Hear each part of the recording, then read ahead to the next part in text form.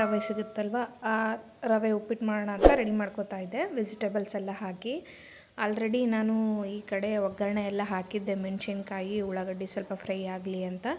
ಅದು ತುಂಬ ಚೆನ್ನಾಗಿ ಫ್ರೈ ಆದರೆ ತುಂಬ ಚೆನ್ನಾಗಿ ಫ್ಲೇವರ್ ಬರುತ್ತೆ. ಆಮೇಲೆ ಕ್ಯಾರೆಟು, ಆಲೂಗಡ್ಡೆ ಹಾಕಿ ಇನ್ನೂ ಸ್ವಲ್ಪ ಡೀಪ್ ಫ್ರೈ ಮಾಡ್ಕೊಳಕ್ಕೆ ಬಿಟ್ಟೆ.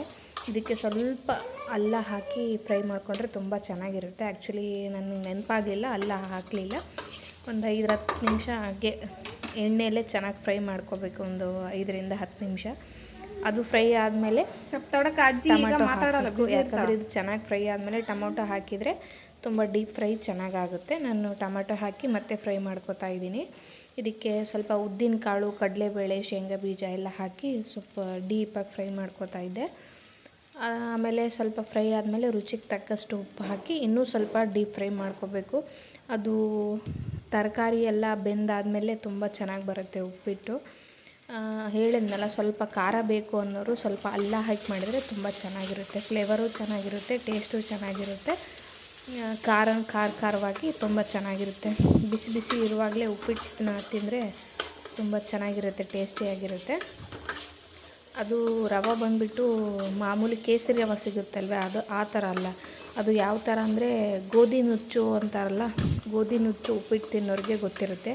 ಆ ಥರ ದಪ್ಪ ರವೆ. ಅದು ತುಂಬ ಚೆನ್ನಾಗಾಗುತ್ತೆ ಉಪ್ಪಿಟ್ಟು ಅಂತ ಹೇಳ್ತಾಯಿದ್ರು. ಟ್ರೈ ಮಾಡೋಣ ಅಂತ ಟ್ರೈ ಮಾಡಿದೆ. ನೋಡಿ, ಈ ಥರ ಇರುತ್ತೆ ರವೆ. ಅದು ಸ್ವಲ್ಪ ದಪ್ಪನೇ ಇರುತ್ತೆ. ತುಂಬ ಚೆನ್ನಾಗಿ ಗೋಲ್ಡನ್ ಫ್ಲೇವರ್ ಬರೋವರೆಗೂ ಅದನ್ನು ಫ್ರೈ ಮಾಡಿಕೊಂಡು ಸೈಡಿಗೆ ಹಾಕ್ಕೊಂಡಿದ್ದೆ. ಇದೆಲ್ಲ ತುಂಬ ಚೆನ್ನಾಗಿ ಫ್ರೈ ಆಗ್ತಾಯಿತ್ತು. ಇನ್ನೂ ಸ್ವಲ್ಪ ಫ್ರೈ ಆಗಲಿ ಅಂತ 1-2 ನಿಮಿಷ ಬಿಟ್ಟಾದಮೇಲೆ ನಾನು ಸಣ್ಣ ಟೀ ಕಪ್ಪಷ್ಟು 2 ಕಪ್ ರವೆ ತೊಗೊಂಡಿದ್ದೆ. 4ರಷ್ಟು ನೀರು ಹಾಕಿ ಚೆನ್ನಾಗಿ ಕುದಿ ಬರಲಿ ಅಂತ ಕುದಿಲಿಕ್ಕಿಟ್ಟೆ. ಯಾಕಂದರೆ ಅದು ಜಾಸ್ತಿ ಕುದ್ದ ಮೇಲೇ ರವೆ ಚೆನ್ನಾಗಿ ಕುದಿಯುತ್ತೆ. ಇಲ್ಲ ಅಂದರೆ ಅದೇ ಥರ ಕಾಳಿರುತ್ತೆ, ತಿನ್ನಬೇಕಂತ ಅನಿಸಲ್ಲ. ಯಾಕಂದರೆ ಅದು ತುಂಬ ಉರುಟಿರುತ್ತೆ, ರಫ್ ಇರುತ್ತೆ ಅಲ್ವಾ, ತುಂಬ ರಫ್ ಇರುತ್ತೆ. ಹಾಗಾಗಿ ಚೆನ್ನಾಗಿ ಕುದಿ ಬರೋವರೆಗೂ ಎಷ್ಟು ಸಾಧ್ಯನೋ ಅಷ್ಟು ಚೆನ್ನಾಗಿ ಕುದಿಸಾದ್ಮೇಲೆ ಆ ರವೆನ ಹಾಕಿ ಕೈ ಆಡಿಸ್ತಾ ಇರಬೇಕು. ಮೇಲಿಂದ ಕೆಳಗೆ, ಕೆಳಗಿಂದ ಮೇಲೆ ಕೈ ಆಡಿಸಿ, ಬೇಕು ಅಂದರೆ ನಿಂಬೆ ರಸನೂ ಆ್ಯಡ್ ಮಾಡಿಕೊಂಡು ಚೆನ್ನಾಗಿ ಕುದಿಲಿಕ್ಕೆ ಬಿಡಬೇಕು. ಮೇಲೆ ಪ್ಲೇಟೆಲ್ಲ ಮುಚ್ಚಾದಮೇಲೆ ಉಪ್ಪಿಟ್ಟು ತುಂಬ ಚೆನ್ನಾಗಿ ಬರುತ್ತೆ. ಆಮೇಲೆ ಕೊತ್ತಂಬರಿ ಸೊಪ್ಪು ಇತ್ತಲ್ವ, ಮೇಲ್ಗಡೆ ಉದುರಿಸಿ ಚೆನ್ನಾಗಿ ಮತ್ತೆ ಕೈ ಆಡಿಸ್ಕೊಂಡು ಪ್ಲೇಟ್ನ ಮುಚ್ಚಿಟ್ಟೆ. ತುಂಬ ಚೆನ್ನಾಗಿ ಬರುತ್ತೆ. ಉಗ್ಗಿ ಹಾಯ್ತಾ ಇರಬೇಕು, ಆವಾಗ ಮಾತ್ರ ಉಪ್ಪಿಟ್ಟು ತುಂಬ ಚೆನ್ನಾಗಿ ಬರುತ್ತೆ. ಹಾಕೋರು ತುಪ್ಪನೂ ಹಾಕ್ತಾರೆ ಮೇಲೆ. ನಾನು ತುಪ್ಪ ಹಾಕಲಿಲ್ಲ. ತುಂಬ ಚೆನ್ನಾಗಿ ಬಂದಿತ್ತು ಉಪ್ಪಿಟ್ಟು. ನೋಡಲಿಕ್ಕೆ ತುಂಬ ಜಾಸ್ತಿ ಆಯಿತು ಅನಿಸುತ್ತೆ. ಬಟ್ ಎಲ್ಲರೂ ಮನೆಯಲ್ಲಿ ಅಳತೆ ತಕ್ಕಂತೆ ಊಟ ಮಾಡಿದರೆ ತುಂಬ ಚೆನ್ನಾಗಿ ಬರುತ್ತೆ ಉಪ್ಪಿಟ್ಟು. ಖಾಲಿನೂ ಆಯಿತು, ತುಂಬ ಚೆನ್ನಾಗಾಯಿತು ಉಪ್ಪಿಟ್ಟು. ನೋಡಿ, ಫೈನಲ್ ಲುಕ್ ಹೀಗಿತ್ತು. ಇದ್ರ ಜೊತೆಗೆ ಪುಡಿ ಅವ್ರ ಮೊಸರು, ಸ್ವಲ್ಪ ಚಟ್ನಿ ಹಾಕ್ಕೊಂಡು ತಿಂದರೆ ತುಂಬ ಚೆನ್ನಾಗಿರುತ್ತೆ.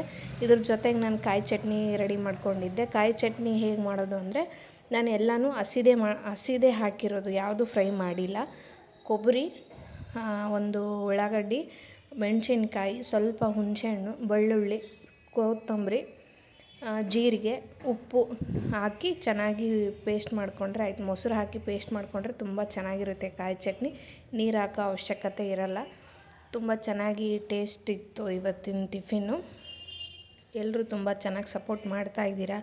ವಿಡಿಯೋಸ್ ಮಾಡಿ ಏನಕ್ಕೆ ಮಾಡ್ತಾಯಿಲ್ಲ ಅಂತ ಕೇಳ್ತಾಯಿದ್ರಿ. ಆದಷ್ಟು ವಿಡಿಯೋ ಮಾಡ್ತೀನಿ.